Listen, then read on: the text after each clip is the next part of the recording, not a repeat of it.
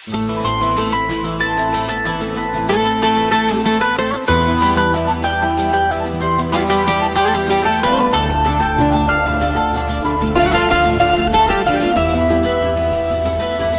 رفتی و فقط غمهایت من، غمی تو ابدی در دلم من. از تو گذر کردم هم ولی چی کنم که غمهایت به دل من.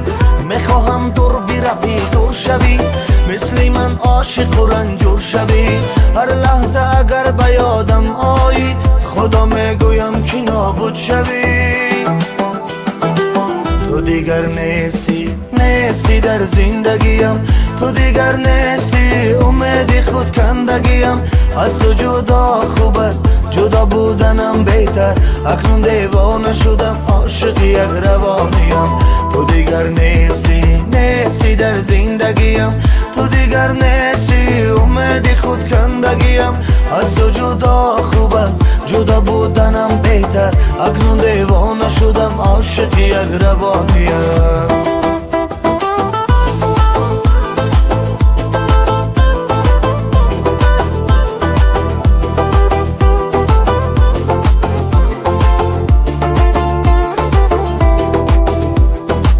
در راه عشق و وفای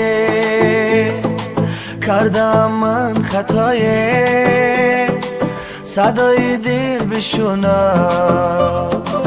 ای بی وفا بی وفای.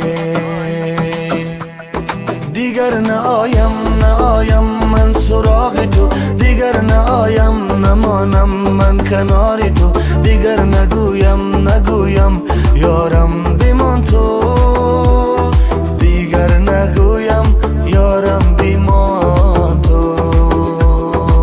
تو دیگر نیستی در زندگیم، تو دیگر نیستی امید خود کندگیم. از تو جدا خوب است، جدا بودنم بهتر.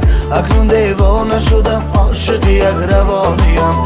تو دیگر نیستی در زندگیم، تو دیگر نیستی امید خود کندگیم. از تو جدا خوب است، جدا بودنم بهتر. اکنون دیوانه شدم، عاشق یک روانیم.